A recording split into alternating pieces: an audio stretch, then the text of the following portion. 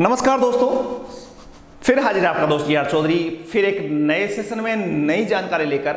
आज जो जानकारी है एक महान व्यक्ति के बारे में, उनके व्यक्तित्व के बारे में, उनके जीवन के बारे में चर्चा करेंगे। उस व्यक्तित्व का नाम बताने से पहले एक प्रसिद्ध व्यक्ति ने उनके बारे में कुछ कहा था और उस सेंटेंस को आप पढ़कर थोड़ा सा आइडिया लगाना कि आज के सेशन में हम किसकी बात करेंगे।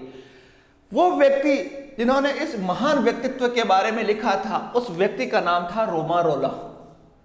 रोमा रोला जो थे वो बड़े महान व्यक्ति थे। 1915 में उनको नोबेल पुरस्कार मिला साहित्य का, और भारतीय विद्वानों के बारे में वो लिखते थे। महात्मा गांधी के बारे में हो, चाहे इनके बारे में हो जिसकी हम चर्चा करेंगे, तो उनके बारे में बहुत कुछ लिखा है और हिस्ट्री में आपके इनके कथन बड़े महत्वपूर्ण होते हैं। उस व्यक्ति का नाम है रोमा रोला, महिला नहीं है, पुरुष है पहली बात तो उन्होंने इनके बारे में कहा था कि उनके द्वितीय होने की कल्पना करना भी असंभव है। ये ऐसे व्यक्ति थे जिनको कभी दूसरे नंबर पे रहे नहीं और कल्पना ही नहीं की जा सकती कोई द्वितीय है। वे जहां भी गए सर्वप्रथम रहे, हर कोई उनमें अपने नेता के दिग्दर्शन करता था। बचपन से देखा जाए तो इस व्यक्तित्व की जिसकी हम बात करेंगे, वो हमेशा जब बैठता था तो सब लोग उनको अपना नेता स्वीकार कर लेते थे और अपना प्रभुत्व प्राप्त कर लेते थे। और एक घटना का भी जिक्र रोमा रोला ने कहा है कि हिमालय प्रदेश में एक बार जब अनजान व्यक्ति ने उनको देखा तो वे ठिठक गए और आश्चर्यपूर्वक चिल्ला उठे, शिव। ऐसा हुआ मानो उस व्यक्ति के आराध्य देव ने अपना नाम उनके माथे पर लिख दिया। हिमालय क्षेत्र में एक व्यक्ति घूम रहा था, उन्होंने देखा उस व्यक्ति को जिसकी हम चर्चा करेंगे। उस व्यक्ति को देखते ही कहा कि बिल्कुल शिव। कुछ आइडिया हुआ हम किस व्यक्ति की बात कर रहे हैं। वो व्यक्ति थे स्वामी विवेकानंद, जिनके बारे में रोमा रोला ने कथन कहा था। तस्वीर आपके सामने भारतीय पुनर्जागरण के महान योद्धा राजा राम मोहन राय और दयानंद का भारतीय इतिहास में अपना मुकाम है। लेकिन यदि विश्व स्तर पर भारतीय धर्म, भारतीय दर्शन, भारतीय अद्वैतवाद, भारतीय वेदांत का जो प्रचार प्रसार किया था और भारतीय परंपराओं को विश्व स्तर पर स्थापित करने का किसी ने काम किया था, तो वो थे विवेकानंद। आज की सेशन में विवेकानंद से जुड़े हुए सामान्य बातें जो हमें जाननी चाहिए वो पढ़ेंगे, और क्लास के अंत में उनके कथन जो है, विवेकानंद के जो कथन है वो जीवन में बदलाव लाने वाले कथन है, उनकी भी लास्ट में चर्चा करेंगे। तो पूरी क्लास को थोड़ा सा ध्यान से देखना, समझना। तो विवेकानंद का सामान्य सा परिचय मैं बात करूं, जीवन परिचय की मैं बात करूं, तो विवेकानंद का जन्म जो है वो 12 जनवरी 1863 को हुआ। कलकत्ता में उनका जन्म हुआ। पिता बड़े प्रसिद्ध वकील थे जिनका नाम था विश्वनाथ दत्त, माता का नाम था भुवनेश्वरी देवी। संपन्न परिवार था। उनके दादा भी बड़े महान विद्वान थे, बाद में सन्यासी हो गए थे। इनके पिता जो थे विश्वनाथ दत्त, वो कलकत्ता हाईकोर्ट के एक प्रसिद्ध वकील थे। काफी संपन्न था परिवार, लेकिन जब उनके पिता की मृत्यु हुई तो यही परिवार बाद में थोड़ी आर्थिक कठिनाइयों का सामना भी करना पड़ा। 12 जनवरी को आज भी हम युवा दिवस के रूप में मनाते हैं। युवा दिवस क्यों? देखो समझना आप बात को कि विवेकानंद एक ऐसे व्यक्ति थे जो मात्र 40 साल तक जीवित रहे और छोटी सी उम्र में उन्होंने जो देश का और नाम रोशन किया है और जो विश्व प्रसिद्धि पाई है, वो ये मैं मेरे शब्दों में कहूँ तो सिकंदर के समान। सिकंदर भी बहुत कम जिए थे, वैसे विवेकानंद भी बहुत कम जिए थे। सिकंदर को भी आज सब जानते हैं और विवेकानंद को भी पश्चिमी यूरोप, पश्चिम का मुल्क, चाहे अमेरिका की बात हो, कनाडा की बात हो, सब कुछ जानते हैं उनके बारे में। उनकी बहुत सारी सोसाइटियां भी वहां बनी हुई, संस्थाएं भी बनी है। बचपन का नाम विवेकानंद का नरेंद्र नाथ था। कहते कि उनकी मां को सपना आया था कि एक पुत्र होगा, बड़ा यशस्वी पुत्र होगा। मां धार्मिक विचारों वाली थी, भुवनेश्वरी देवी। शिव ने उनको सपने में कहा था कि मैं जन्म लूंगा। इसकी कहानियां है, ये उनके जन्म स्थान की बात है। कलकत्ता में आज भी बना हुआ है, शानदार भवन है। उनके बचपन की हमने बात की। आगे हम बात करें तो रविंद्रनाथ टैगोर ने इसी नरेंद्र नाथ दत्त के बारे में या विवेकानंद के बारे में या विविदिशानंद के बारे में 3 नाम हैं इनके जिनके जिक्र करेंगे। गुरु रविंद्रनाथ टैगोर ने कहा था कि यदि आपको भारत को समझना है तो विवेकानंद को पढ़ना पड़ेगा, और उनमें यदि आप विवेकानंद को पढ़ोगे तो सब कुछ सकारात्मक मिलेगा, नकारात्मक कुछ नहीं। इतना पॉजिटिविटी भरी हुई है इनके कथनों में, वीडियो क्लास में हम बात करेंगे। सब कुछ पॉजिटिव है, और एक छोटी सी उम्र में यदि सफलता के शिखर में आपको भी पहुंचना है तो विवेकानंद को पढ़ लो, और भारत को समझना है तो भी विवेकानंद को पढ़ लो। गुरु रविंद्रनाथ टैगोर के कथन थे। तो कुछ बड़े होने के बाद में जब 25 वर्ष की अवस्था में वो आए तो उन्होंने विश्व भ्रमण किया। जापान गए, जापान के टोक्यो, नागासाकी सब शहरों में घूमे। कोलंबो गए, चाइना गए, अमेरिका उनकी यात्रा बड़ी प्रसिद्ध रही। उन यात्राओं को करने से पहले उनको एक गुरु मिले थे जिनका नाम था रामकृष्ण परमहंस। ये बड़े महान व्यक्ति थे, इनका जीवन भी बड़ा शानदार, इनके जीवन के बारे में भी हम कभी पढ़ेंगे। रामकृष्ण परमहंस काली के महान भक्त। कलकत्ता में एक मंदिर बना हुआ है, ये मंदिर की तस्वीर है, दक्षिणेश्वर मंदिर, यहां के भक्त थे। दक्षिणेश्वर मंदिर। इनसे जब विवेकानंद या नरेंद्रनाथ मिले तो बड़े जिज्ञासु थे नरेंद्रनाथ, ज्ञान प्राप्त करने की इच्छा थी, ब्रिलियंट बुद्धि के थे, और सबसे पूछते थे कि क्या आपने भगवान को देखा है। और जब ये काली मंदिर में दक्षिणेश्वर गए नरेंद्रनाथ, तो उन्होंने रामकृष्ण परमहंस से भी यही सवाल पूछा कि क्या आप काली के भक्त हो, तो आपने काली को कभी देखा है, ईश्वर को कभी देखा है। और रामकृष्ण ने कहा कि हाँ, मैंने ईश्वर को वैसे ही देखा है जैसे आप नरेंद्र को देख रहा। नरेंद्र बड़े प्रभावित हुए और कहते हैं कि रामकृष्ण परमहंस के पैर के छूते ही विवेकानंद शून्य में विलीन होने लगे, और एक अद्भुत एहसास उनको हुआ, और उसी समय उन्होंने अपना गुरु मान लिया रामकृष्ण परमहंस को। और हमेशा है वो वेदांत का प्रसार सामाजिक सेवा के सरोकार है, उनसे जुड़ गए। तो गुरु का नाम आपको नाम रख रहा है रामकृष्ण परमहंस, और उन्होंने उनका नाम दिया था विविदिशा।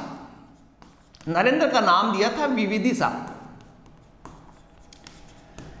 इसका मतलब ज्ञान की इच्छा रखने वाला, ये नाम दिया था, ज्ञान की इच्छा रखने वाला। आगे हम पढ़ेंगे ज्ञान की इच्छा रखने वाला व्यक्ति कैसे है। ज्ञान की इच्छा रखने वाला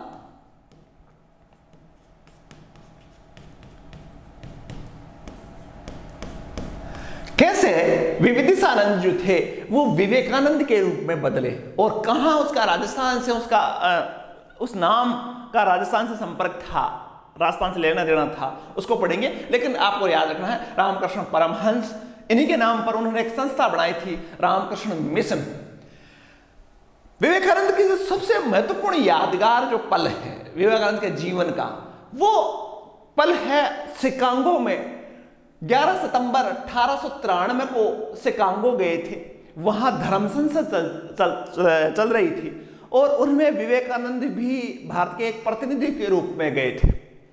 और उसमें उस संसद में जब उन्होंने अपना भाषण दिया था, अंतिम समय में उनका नंबर आया था, सबसे लास्ट में नंबर आया था, और जब उन्होंने अपना भाषण प्रारंभ किया था, और भाषण का पहला जो अंश था कि अमेरिका के भाइयों और बहनों, ये शब्द जब बोले थे तो लगभग 3 मिनट 4 मिनट तक हॉल में केवल तालियों की गड़गड़ाहट थी। विवेकानंद ने कहा था कि मैं उस धरती से आया जहां हमेशा पीड़ितों को शरण स्थली के रूप में पहचाना है, हमेशा शरण दी है, उस स्थली से आया। और जब उसका भाषण कंप्लीट हुआ तो उसके बाद में अमेरिका में विवेकानंद या विविदिशानंद या नरेंद्रनाथ दत्त इतने पॉपुलर हुए कि उनके अनुयायियों की संख्या बहुत बढ़ने लगी। जब उनका भाषण हुआ था अमेरिका में, विश्व धर्म परिषद का भाषण हुआ था, तो दूसरे दिन मीडिया में उनके विचार जो है वो मीडिया में आए, और उस मीडिया में उनको साइक्लोनिक हिंदू का नाम दिया गया, तूफानी हिंदू कहा था। साइक्लोनिक हिंदू, या आपसे सवाल पूछा जाए तूफानी हिंदू किस व्यक्ति को कहा था, तो वो थे विवेकानंद।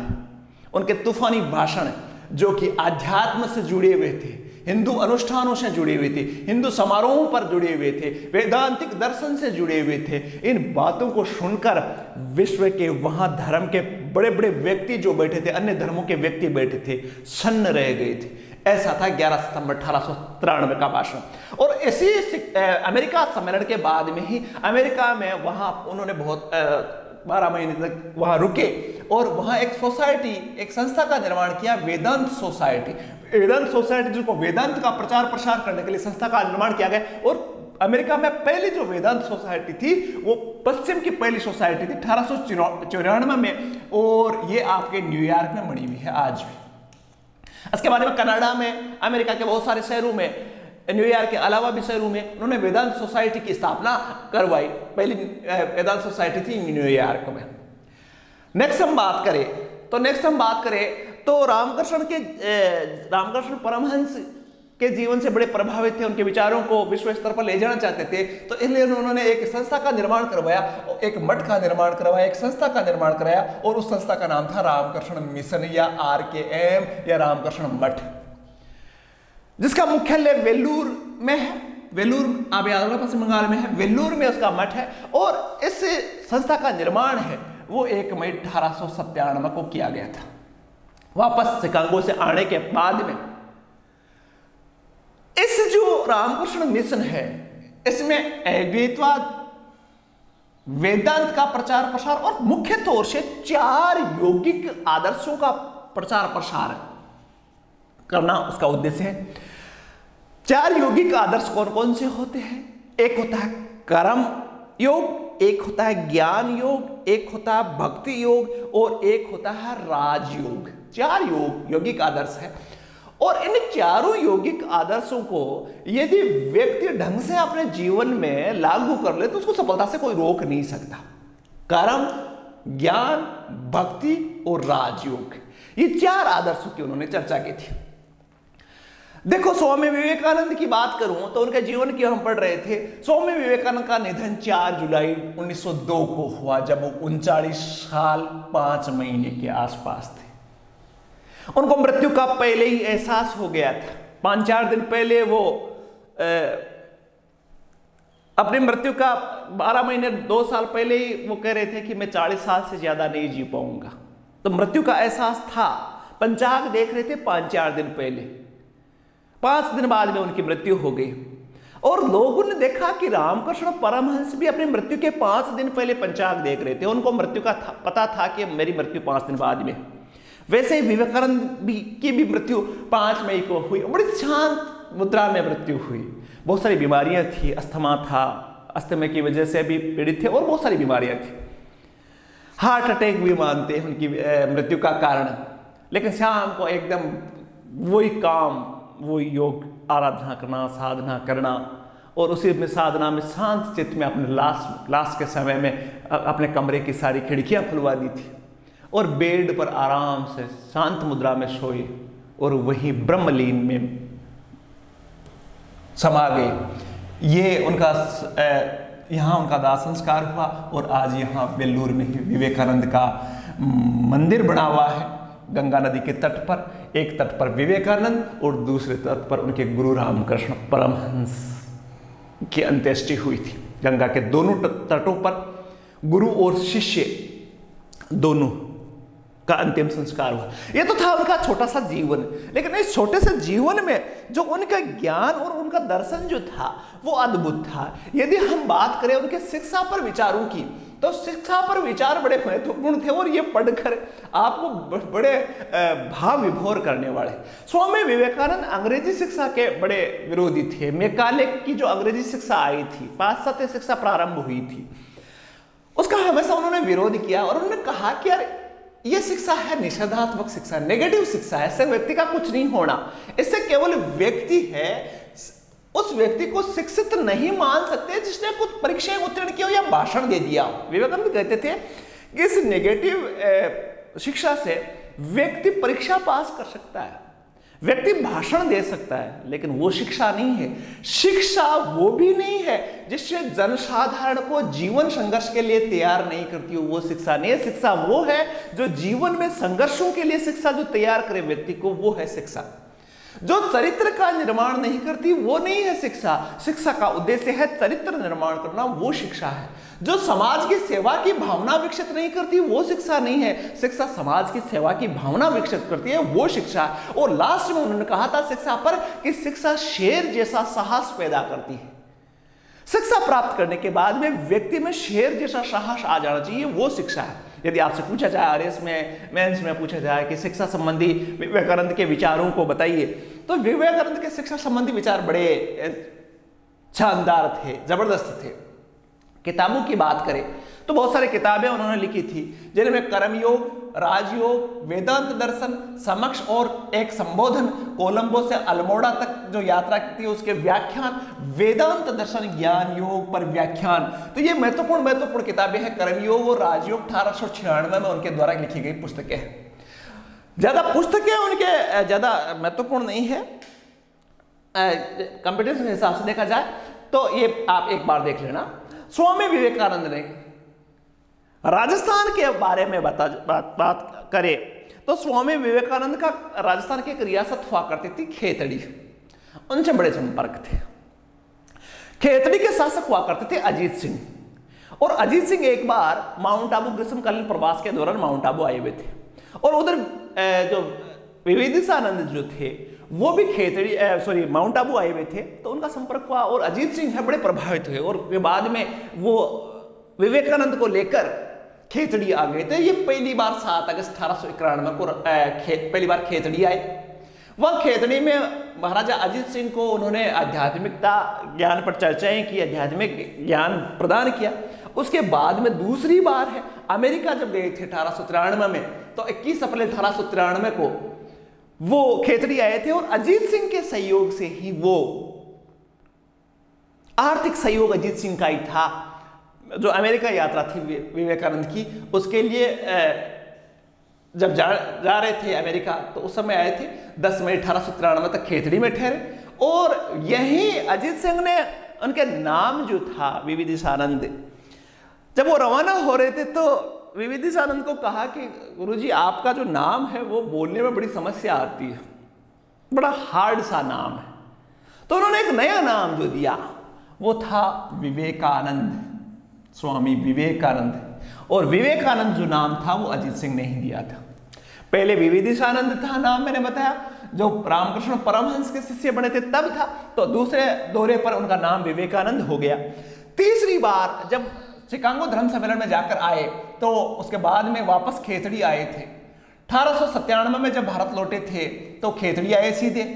लोगों ने बड़ा सत्कार किया, 12 मील दूर जाकर वहां के राजा और वहां की जनता ने उनका बड़ा स्वागत सत्कार किया। और वहां एक तालाब है पन्नालाल शाह का तालाब, याद रखना खेतड़ी में है पन्नालाल शाह का तालाब, तो वहां उन्होंने उपदेश दिया था। 3 बार खेतड़ी आए, यहां रुके थे। और यहां आज देखा जाए तो उसके बाद में जो अजीत सिंह थे उनके पौत्र हुआ करते थे सरदार सिंह।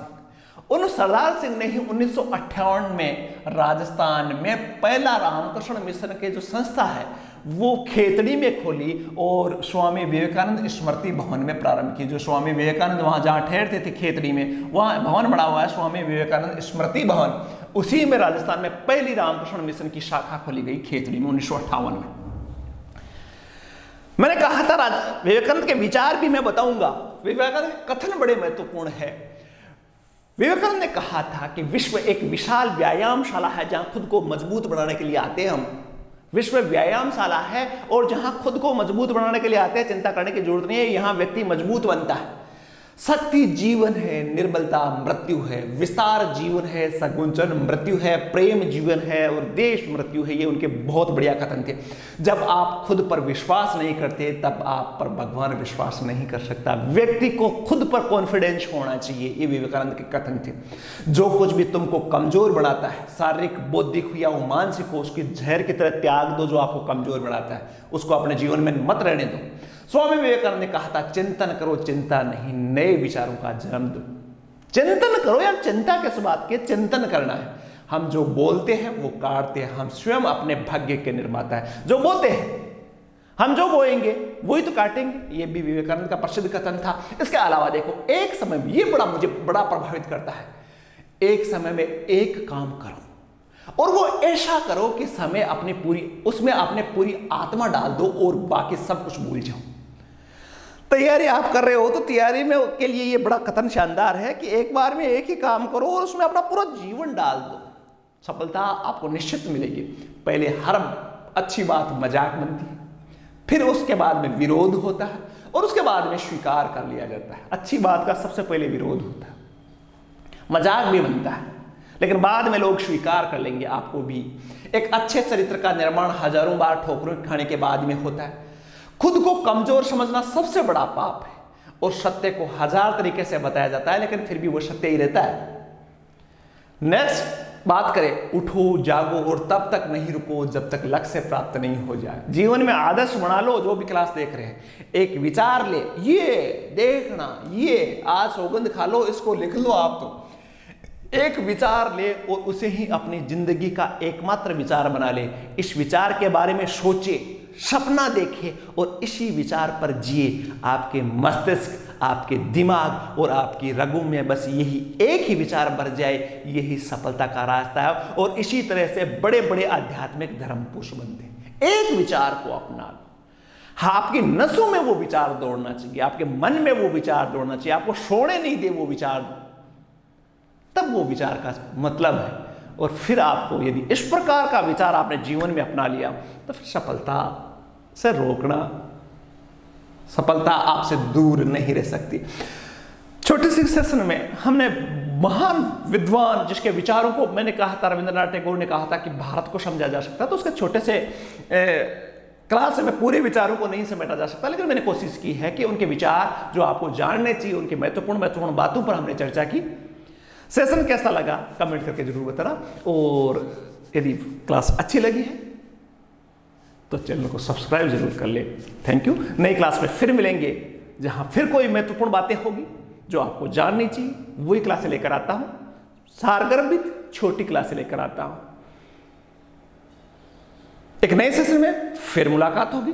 तब तक के लिए धन्यवाद। जय हिंद।